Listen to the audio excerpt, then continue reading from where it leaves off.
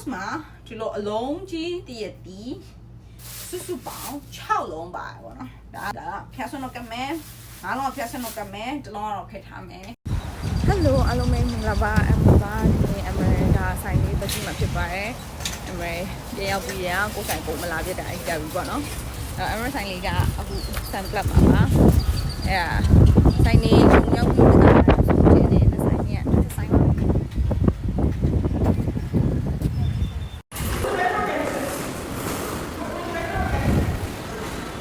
ဒီနေ့ကစနေနေ့ဆိုတော့ဆိုင်ဘက်မှာလူတွေများပါတယ်ကားပါကင်မှာလည်းအပြည့်လူတွေများပါတယ်ဒီဆမ်ကလပ်ကတော့အားလုံးတည်ပြီးသားဖြစ်တဲ့အတိုင်း wholesale ဆောင်းတာပေါ့နော် wholesale ဆောင်းနေဆိုတော့ပစ္စည်းများများဝယ်မယ်သူတော်တော်များများကဒီကိုလာပြီးတော့ဝယ်ကြတယ်အဲ့တော့ကလေးတွေပါလာတယ်အဲ့လိုမျိုးဆမ်မားတွေပါတယ်ဆိုတော့ဒီဆူရှီအပို့ဆောင်းရတယ်ပေါ့နော်ဆူရှီကမြန်မာပြည်ဆူရှီမျိုးဆိုင်နေတော့မတူဘူးဒါကဟို frozen လုပ်မှရောင်းရတယ်စင်ကာပူမှာဆိုရင်တော့ဒီမျိုးဆူရှီစားမယ်ဆိုရင်အများကြီးလက်ဆက်စားရပါပေါ့နော်ဒီမှာဆိုရင်တော့ဘယ်လိုပြောပြမလဲ frozen ရိုက်ပြီးမှစားရပါပေါ့နော်သူကနည်းနည်းအေးခံပြီးမှ temperature ချပြီးမှအနည်းဆုံး temperature ကို38 40အဲ့လောက်တော့မနက်ပါဒါအခုရောက်တဲ့အချိန်ပေါ့နော်နက်စောပေါ့သူတို့လေးတွေလှုပ်ထားတဲ့ဟာလေးတွေပေါ့ဘာပြောရအောင်အခုမှအစောကြီးရှိသေးတယ်သူတို့ဒါလေးပြီးနေပြီပေါ့ပြီးနေပြီဆိုတော့လဲစိတ်ချမ်းသာပါတယ်ဒီဘက်ချမ်းနေရတော့နောက်တော့အိုးထပ်ပြေးမှရမယ်ဒါကြတော့ပြန်နေပြောမှာပေါက်စီရောက်နေရလားမမအိုင်မယ်သူတို့နောက်ပုံမှန်တော့ဒီမှာဆိုရင်တော့နှစ်အိုးခွဲလောက်နှစ်အိုးပဲသုံးအိုးလောက်တော့ဒီ Saturday Sunday ကိုလုပ်ကြပါတယ်ဟိုပူးကြည့်မလားသေးဘူးပေါ့နော်အမေကတော့ဒီနေ့ဆူရှီလာလိုက်တာမဟုတ်ပါဘူးအဲ့တော့ဆိုင်လာကြည့်ရဲအမေပတ်တိုင်းမလေးနဲ့စကားပြောမယ်အားကြလာတာပါ Hello အားလုံးပဲမင်္ဂလာပါမနက်ခင်းဆိုစီစီရေမိုးချိုညနေတဲ့ဖျားဆုံးကပြီးတော့ဆိုင်သွားတာပေါ့နော်ဆိုင်သွားပြီးတော့အခုဆိုင်ကနေပြန်လာပြီးတော့ဈေးဝယ်ပါတယ်အမရောအိမ်ဘေးနားမှာအရန်ကောင်းတဲ့ wet market ပေါ့နော်အမရောစင်ကာပူဆိုတော့ wet market လို့ခေါ်တယ်ဒီမှာတော့ဘယ်လိုခေါ်လဲအမသိချင်မသိဘူးဒီမှာတော့ဒီ Espanol လို့ခေါ်ရပါတော့အဲ့ market ရှိပါတယ်အဲ့မှာရှိအသီးနှံတွေကအရန်လက်ဆက်တဲ့အရန်ဈေးတက်နေပေါ့နော်အဲ့တော့အမရကအဲ့ဟိုဆူရှီတိုင်းသွားတယ်သွားပြီးတော့ပြန်လာတဲ့အချိန်မှာအမရအသီးနှံတွေဝယ်လာရပါတော့အဲ့တော့တယောက်ထဲမနိုင်ပါဘူးအမရ chef ကကူတယ်ပေးပါတယ်ဒါအိမ်ရောက်လာပြီပေါ့နော်သူကတော့တက်ပြီးပြန်သွားပြီအဲ့တော့အခုအမရဝယ်လာတဲ့ဟာလေးတွေကိုပြိုက်ချင်တာပါဘာဝယ်လာလဲဆိုတော့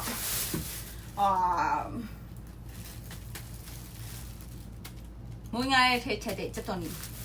ဒီကျက်သွန်နီတစ်ထုပ်ကို$1ဒီကျက်ပေါ့နော်ဒီကျက်ပဲပေးရပါတယ်အရန်တန်တယ်ပေါ့နော်ကယ်လီမှာဆိုရင်အနည်းဆုံး3ကျက်ခွဲပဲ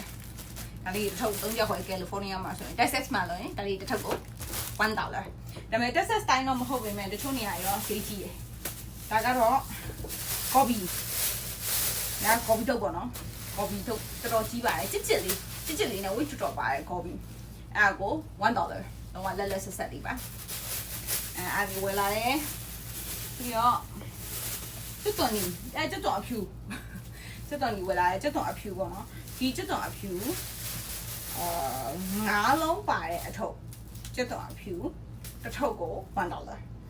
အမ3ထုပ်ဝယ်လာတယ်များသောဖြင့်အမေကဒီကျွတ်တော်အဖြူတွေဆိုရင်တစ်ခါရဲခွာပြီးတော့ blend ထားပြီးတော့စီနဲ့စိန်ထားပါတော့ချက်ခန့်ဒီပြုတ်ခန့်ဒီမှာအဲ့စီစိန်ထားတဲ့ကျွတ်တော်ကိုတစ်ခါရဲထည့်ပြီးတော့ကျော်လိုက်တာပေါ့နော်ကျွတ်တော်ကျော်တော့တက်ထားလိုက်မယ်ပြီးတော့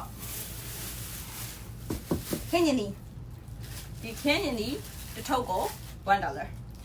တယောက်စားလေးပဲဆိုတော့အမေတို့အဆင်ပြေရဲ့ဟိုဒါလက်ဖက်ပဲတုပ်စားဟင်းနေပဲထည့်ချက်တစ်လောက်ဆိုရင်အမြန် fresh ဖြစ်နေမဲ့ taste မျိုးပေါ့နော်ဟိုကြာဝိုင်းလည်းမကောင်းဆိုတော့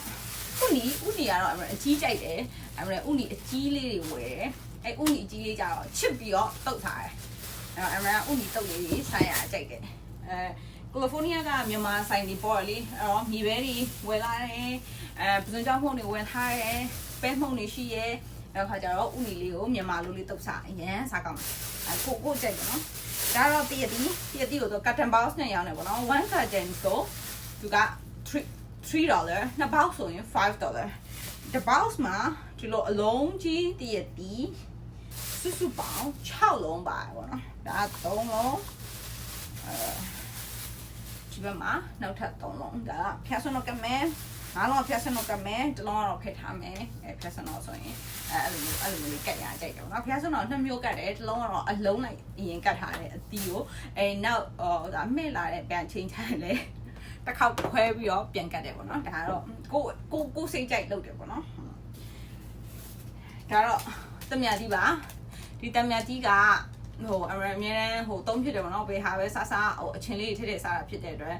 ဒီတမယာကြီးလေးကဒါဒီတစ်ထုပ်လုံးကို $1.5 ပေးရပါတယ်ဒါရန်လက်ဆက်တယ်ပြီးအကွင်းလေးလှီးထားပြီးပြားရည်လေးစိန်ပြီးတော့စားမယ်ဆိုလဲတော်တော်လေးကောင်းတဲ့ထဲမှာပါတယ်โอเคအပြီးရင်ဘာဝလာလဲဆိုတော့နက်တီက$3ပေးရပါတယ်အရှမ်းကြီးနက်တီကလုံးဝအကြီးမွေးနေရပဲအရန်လက်ဆက်တယ်ဒီမှာဈေးဝယ်ရအရန်စိတ်ချမ်းသာ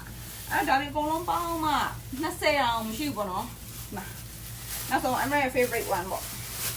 my favorite one ကပါလဲဆိုဖရဲသီးပါဖရဲသီးကတော့တိတ်ချရွေးလာပါပေါ့နော် according to the theories အရာပေါ့ဒီလိုမျိုးထိတ်လေးတွေစုမယ်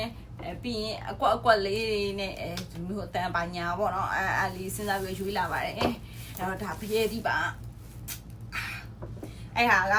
ဒီဖရဲသီးတစ်လုံးလုံးမှာ$2ပဲကယ်လီဖိုးနီးယားမှာဆိုတော့ဒါဒီတစ်လုံးက$5လောက်ရှိပါတယ်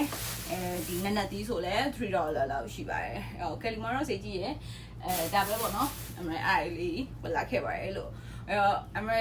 တော့အမေဝယ်လာတဲ့ဖရဲသီးကိုခွဲလိုက်တော့ပါရွေးချယ်မှုမှန်ကန်နေဆိုတဲ့သဘောပေါ့နော်တော့ချက်ပြုတ်ကြာစံကြော်ပြီးတကလာနားမယ်ပေါ့နော်အားလုံးပဲအမေကအခုပြီးသွားပြီပေါ့နော်ထမင်းဟင်းတွေချက်ပြီးသွားပြီပြီးတော့ဆေးရလည်းပြန်လာပြီဆိုင်လည်းတော့ပြီးပြီဆိုတော့အမေမနေ့ခင်းပိုင်းလေးရပြီးသွားပြီပေါ့နော်အဲ့တော့အမေနေကပိုင်းအားပြီဆိုတော့အမေ TV ကြည့်မယ် chill မယ်ဖေးတီလေးစားမယ်ဒီလို TV ကြည့်လို့ပြန်လာပြီဆိုရင်ကိုဖတ်ချင်တဲ့စာအုပ်ဖတ်မယ်အမေ live လေးပေါ့နော်အမေဘာလို့ကယ်လီဖိုးနီးယားထက် Texas မှာပြောရလဲဆိုတော့ကိုအိမ်မှာလွတ်လပ်နေရတဲ့ခန်းစားချက်လေးလည်းပြောရဲပြီးရင်ဘာဝယ်ဘာလို့ဘာအသီးနာမဲဆဆအရန်စည်းတန်တာပေါ့နော်စိတ်ချမ်းသာတယ်ပြီးရင်ကိုကြိုက်တဲ့ live မှာကိုဆိုင်လေးနဲ့လည်းနီးမနာရှိရဲ့အဲ့လိုမျိုးပေါ့နော် ECC နေရတယ်ဒီ live လေးကဟိုပူတာရာသီဥတုပူတာပြောင်းမို့နော်ကို live လေးက ECC နေရတယ်အဲ့တော့ကြောင့်ဘလို့ America Texas မှာ California ထက်ပိုပြီးပြောပါတယ်လို့အဲ့လိုမဲ့